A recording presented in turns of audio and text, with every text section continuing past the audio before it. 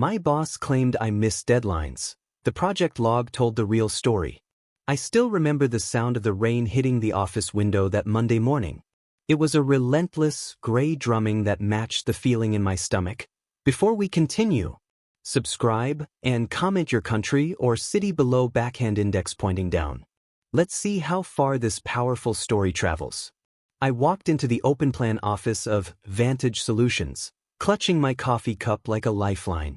The fluorescent lights were already buzzing, casting a harsh glare on the rows of empty desks. I was always the first one in, usually by 7:30 a.m. It was a habit I had formed over 3 years of working as the lead project manager.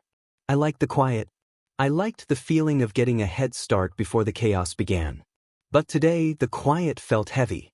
As I walked past the corner office, I saw the light was on.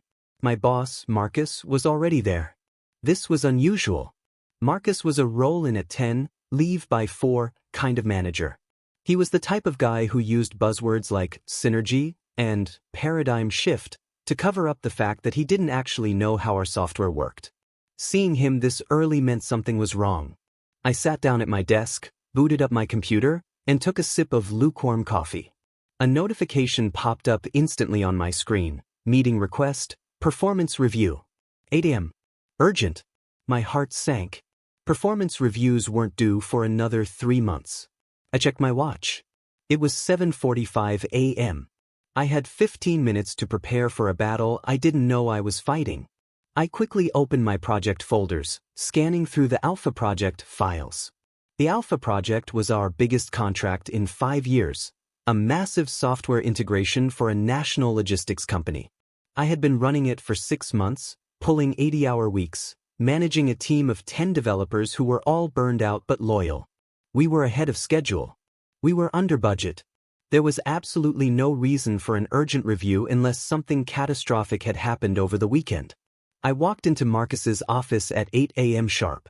He didn't look up from his phone. He was scrolling, his thumb moving rhythmically, his face illuminated by the blue light. "Close the door, David," he said, still not looking at me. I closed it, the click echoing in the sudden silence.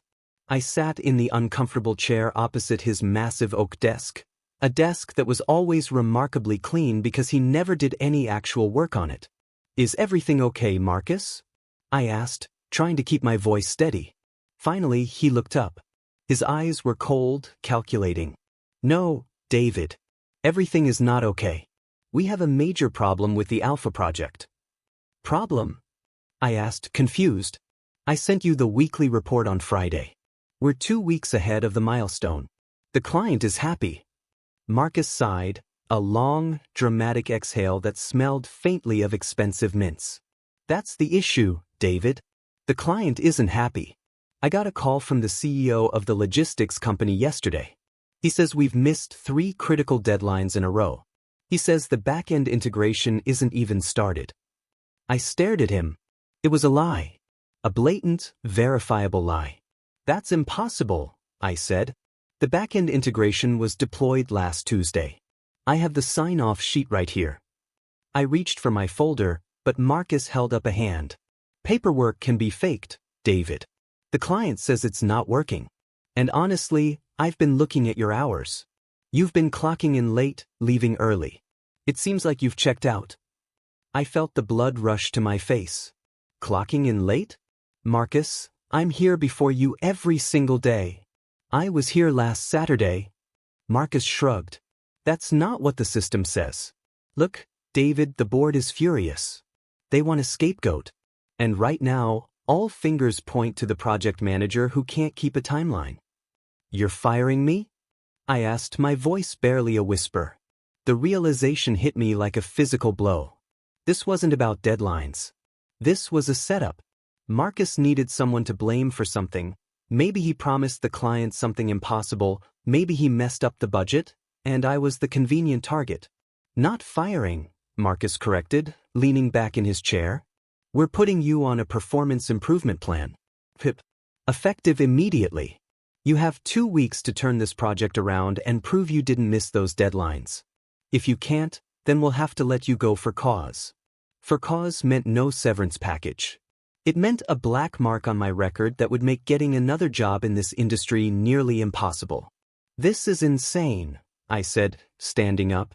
I can prove I met those deadlines. I have emails. I have the Git logs. Marcus smiled, a thin, oily smile. David, don't make a scene. Just go back to your desk and try to work harder. Maybe you can salvage this. He waved his hand, dismissing me like a servant. I walked out of his office, my hands shaking. I wasn't just angry, I was terrified. But beneath the fear, a cold, hard resolve was forming. He wanted proof? I would give him proof. I sat back at my desk, my mind racing.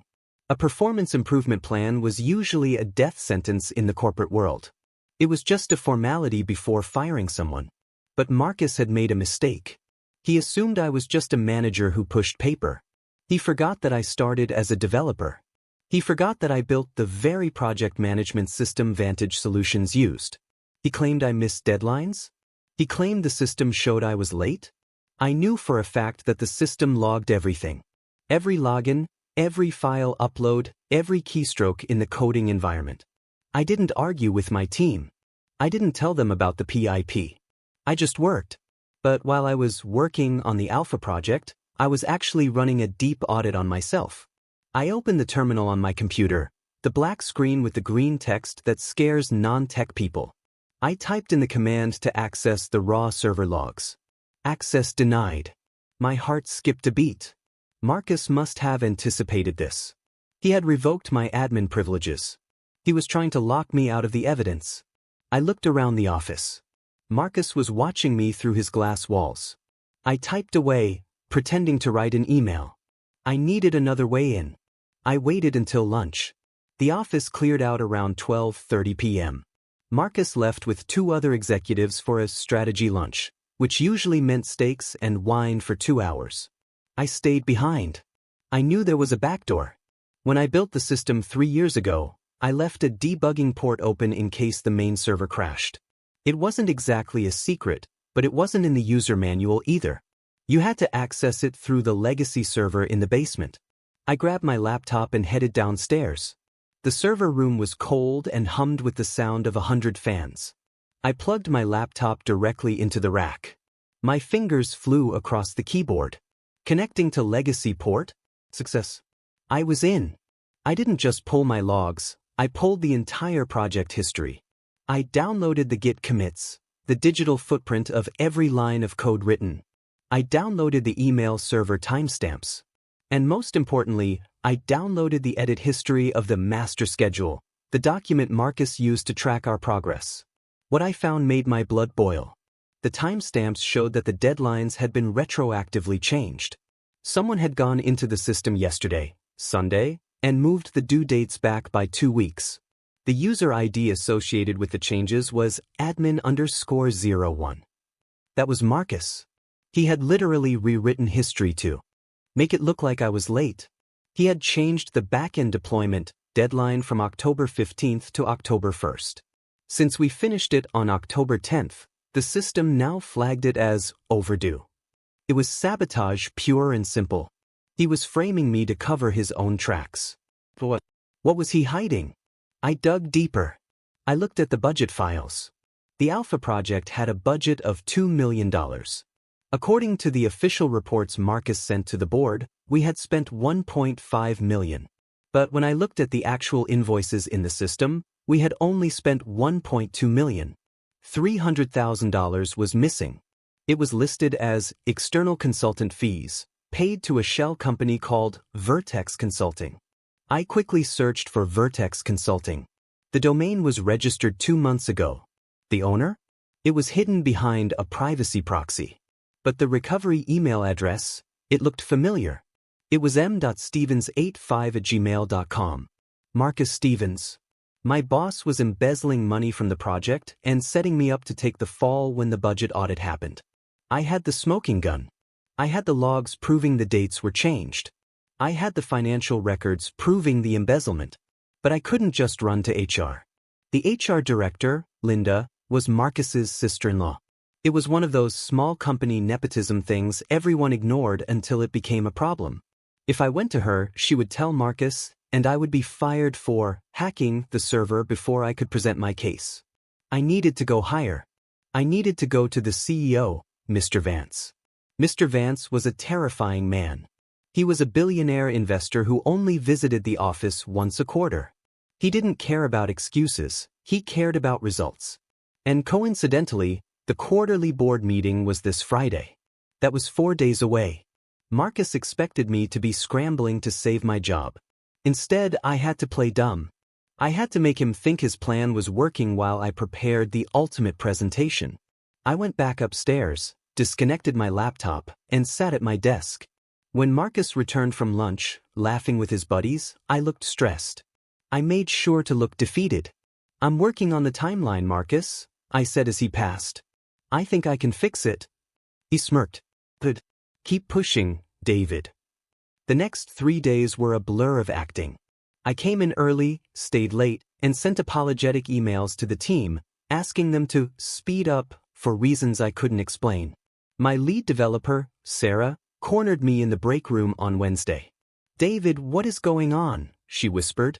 "Why are we rushing? The code is stable. We're waiting on the client to test it." "Just trust me, Sarah," I said, looking over my shoulder. "I need you to document everything. Every bug fix, every deployment. Make sure the timestamps are visible." Sarah looked worried, but she nodded. But you look like you haven't slept in a week." I hadn't. I was building a mirrored version of the project report. I created a presentation that looked exactly like the standard weekly update, but with hidden slides. I embedded the server logs. I embedded the invoices. I embedded the screen recording of the admin_01 account changing the dates. I stored everything on a secure external drive, and also uploaded it to a cloud server that would auto-email the board of directors if I didn't check in by Friday noon. It was my dead man switch. If Marcus fired me before the meeting, the truth would come out anyway. Friday morning arrived. The atmosphere in the office was electric. The boardroom was being prepped. Expensive catering was brought in. Mr. Vance's helicopter was scheduled to land at 9 a.m.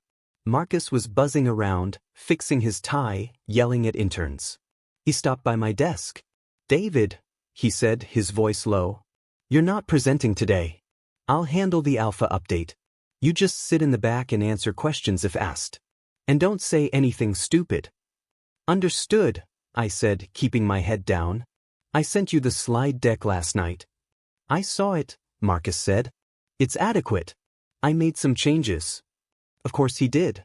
He probably removed any credit I had. I watched him walk away. He had no idea that the file I sent him was just a decoy. The real presentation was on a USB drive in my pocket. And I had a friend in IT, a junior guy named Ben who owed me a favor, who had set up the projector to default to my laptop if I plugged it into the HDMI override port at the table's end. It was a risky move. If it failed, I would look like a disgruntled employee hijacking a meeting. The meeting began at 10 a.m. Mr. Vance sat at the head of the table, looking bored. The other 6 board members were scrolling through their tablets. Marcus stood at the front, projecting confidence. "Ladies and gentlemen," Marcus began, clicking his clicker. "It's been a challenging quarter. But despite some personnel issues, management has kept the ship steady." He glanced at me when he said, "personnel issues." He went through the marketing numbers, the sales figures. Then he got to the Alpha project. "Now, regarding our flagship project," Marcus said, his tone becoming somber. "We have encountered significant delays. Unfortunately, the project management has been lackluster. Deadlines were missed. The budget is strained due to inefficiencies." He clicked to a slide that showed a red graph plummeting. "However," he continued, puffing out his chest, "I have personally stepped in this week to correct the course. We are restructuring the team." Mr. Vance looked up. "Restructuring? You mean firing people?" "If necessary, sir," Marcus said. "We need accountability." "Accountability," Mr. Vance repeated. "I like that word." He looked at me. "David, isn't it? You're the project lead." I stood up. My legs felt like jelly, but my hands were steady. "Yes, sir. Marcus says you missed 3 deadlines. Is that true? Vance asked, his eyes drilling into me. The room went silent. Marcus stared at me, daring me to speak. This was the moment. No, sir, I said clearly. It is not true. Marcus chuckled nervously. David, let's not do this here. The data is clear. The data is clear, I agreed. But not the data on the screen. I pulled the HDMI cable from the empty seat next to me and plugged it into my laptop. The screen flickered. Marcus's slide disappeared, replaced by a black screen with white text. Alpha Project, the real logs. What are you doing? Marcus snapped, stepping forward. Ben, cut the feed. But Ben was nowhere to be found. I'm showing the board the truth, I said. I clicked the spacebar. The first slide appeared. It was a side-by-side comparison. On the left was the original project timeline I created 6 months ago. On the right was the timeline as it appeared today.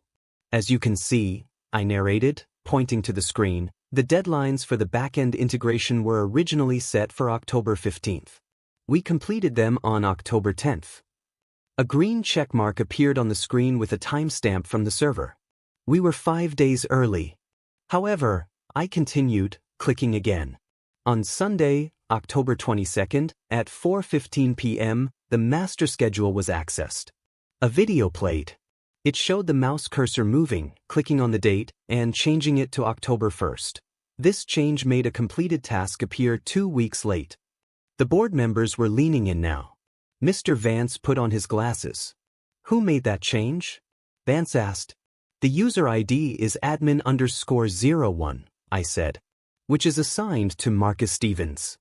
Marcus turned pale. That's a glitch. The system is buggy. David is manipulating the code. I anticipated that accusation, I said calmly. So I brought the Git logs. I clicked to the next slide. It showed the raw code commits. Every line of code is signed with a cryptographic key. These keys cannot be faked without rewriting the entire blockchain of the project. Here is the proof that the work was done. And here is the IP address of the computer that changed the dates. I pointed to a string of numbers. IP 192.168.1.55. That is the static IP of the computer in the corner office. The room was deadly silent. Marcus looked like he was going to be sick. He looked at Mr. Vance. Sir, this is insubordination. He hacked the system. You can't listen to him. Mr. Vance held up a hand. Sit down, Marcus, he said quietly. It was a command, not a request. Marcus sank into a chair, sweating. Go on, David, Vance said. What else do you have? The delays were fabricated, I said, moving to the next section. But the reason for the fabrication was to hide the budget discrepancies. I clicked to the financial slide. Marcus claimed the project was over budget due to inefficiencies. He claimed we spent $1.5 million. The actual vendor invoices total $1.2 million. Where is the missing $300,000? Asked a board member. It was paid to Vertex Consulting, I said, for strategic oversight. I looked into Vertex Consulting. I displayed the domain registration information I had found. The company has no employees, no office, and no website. But the recovery email for the bank account linked to it is. I clicked one last time. The screen showed m.stevens85@gmail.com in giant letters. It's Marcus's personal email. The gasp in the room was audible. Marcus jumped up. That's a lie. He photoshopped that. I've never heard of Vertex Consulting. We can verify that right now, Mr. Vance said, his voice like ice. He pulled out his phone and dialed a number. Get security up here. And get the legal team. We have a forensic audit to conduct. He looked at Marcus. Don't leave the room. Marcus slumped back down. He looked defeated, small. The arrogance was gone, replaced by pure panic. I unplugged my laptop. The screen went black. I stood there, waiting. I had fired the bullet. Now I had to see where it landed. Mr. Vance stood up and walked over to me. He looked at me for a long time. You risked a lot doing this, David. I didn't have a choice, sir, I said. He was going to fire me for cause. I have a mortgage. I have a career. I couldn't let him ruin it with a lie. Security arrived within minutes. Two large men in uniforms escorted Marcus out of the room. He didn't scream or fight. He just walked out like a zombie, knowing his life was over. The board members were murmuring amongst themselves. Mr. Vance turned to the board. I apologize for this disruption. It seems we have been misled for some time. He turned back to me. David, you said the project is actually ahead of schedule? Yes, sir, I said. The software is ready for beta testing. The client is actually happy. Marcus lied about the complaints to create a crisis. Can you prove the client is happy? Vance asked. I have the emails from their CTO, I said, pulling a stack of printed emails from my bag.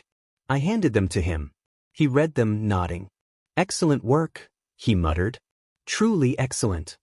Take the rest of the day off, David, Vance said. Go home. Relax. We will call you on Monday. I nodded and walked out of the boardroom. My legs were shaking so bad I had to hold the wall in the hallway. I went to my desk, packed my bag, and walked out of the office. The sun was shining now. The rain had stopped. I felt lighter than I had in years. I had faced the dragon and won. I spent the weekend trying not to think about it. I turned off my phone. I went hiking.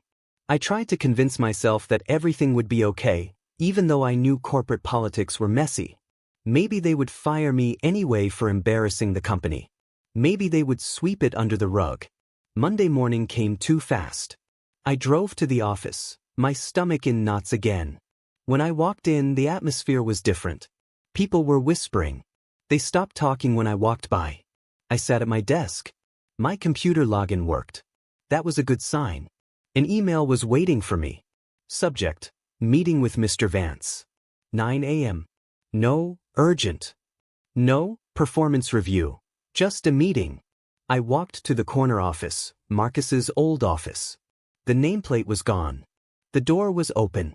Mr. Vance was sitting there, not at the desk, but at the small meeting table.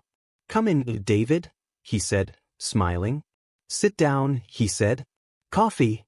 No thanks, I said. I'm good. We finished the preliminary audit over the weekend, Vance said. It was worse than you thought. Marcus had been siphoning money from 3 different projects for over a year. Nearly $1 million in total. He's facing criminal charges. I nodded. I'm sorry it came to that. Don't be, Vance said. You saved this company a fortune. And you saved our reputation with the client. Now, Vance continued, leaning forward. We have a vacancy. We need a director of operations. Someone who understands the code but also understands the business. Someone who keeps accurate logs. He smiled. I want you to take the job. I was stunned. Director? Sir, that's 2 levels above me. I'm just a project manager. You're a project manager who outsmarted a corrupt executive and presented a forensic case to a board of directors, Vance said. That shows leadership. That shows integrity. And frankly, you know the systems better than anyone because you built them. The job is yours if you want it. With a significant raise, of course. I took the job. The transition was intense. I moved into the corner office, but the first thing I did was remove the heavy oak desk and replace it with a collaborative workspace. I gave my team the credit they deserved. I promoted Sarah to my old position. We delivered the Alpha project 2 weeks later, and it was flawless. The client was ecstatic. But the story didn't end there. About 6 months later, I received a LinkedIn notification. It was from Marcus. He was out on bail, awaiting trial. The message was short: You ruined my life. I stared at the screen. I didn't feel guilty. I didn't feel angry. I just felt a sense of closure. I typed back, You ruined your own life when you decided to edit the logs. The truth always leaves a trace. I blocked him. The culture at Vantage Solutions changed. We stopped using buzzwords and started focusing on transparency. I implemented a new policy: open logs. Every project timeline, every budget, every decision was visible to the entire team. There were no more secret meetings, no more hidden agendas. Productivity soared. People felt safe. They knew that if they did the work, they would get the credit one day. A new intern came to my office. He looked terrified. "Sir," he said, "I think I made a mistake. I accidentally deleted a database table." He was shaking, expecting to be fired. I looked at him. I remembered how I felt standing in front of Marcus. "Did you try to hide it?" I asked. "No," he said. "I came straight here." "Did you log the error?" I asked. "Yes," he said. I smiled. "Then we can fix it. We have backups." I walked over to his computer and helped him restore the data. "Mistakes happen," I told him. "It's how you handle them that matters. Never hide the truth. Always trust the logs." The kid looked at me like I was a superhero. It was a small moment, but it felt better than any bonus. Years went by. I eventually became the COO of the company. We grew from a small firm to a major player in the tech world. But I never forgot that rainy Monday morning. I kept a framed copy of that first slide, the one with the side-by-side timelines, on my wall. It wasn't a trophy of victory, it was a reminder. A reminder that in a world of spin and manipulation, facts are the only shield you have. Sometimes, I wonder what would have happened if I hadn't built that backdoor. If I hadn't been paranoid enough to check the logs. I would have been fired. I would have lost my house. Marcus would have gotten away with it. He would probably still be there, stealing money, ruining careers. It's a scary thought. It taught me that you have to be your own advocate. You can't wait for someone else to save you. And it taught me the most important lesson of the digital age: data doesn't lie. People lie. Managers lie.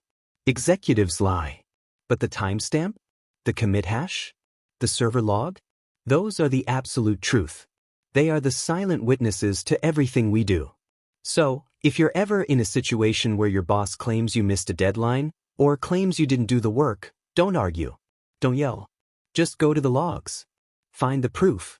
Because in the end, the project log told the real story.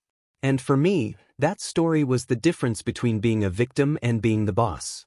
I looked out the window of my office. It was raining again, just like that day. But this time, the sound was comforting. I took a sip of my coffee, opened my laptop, and started my day. The logs were green. The systems were running. And everything was exactly as it should be. The truth had won.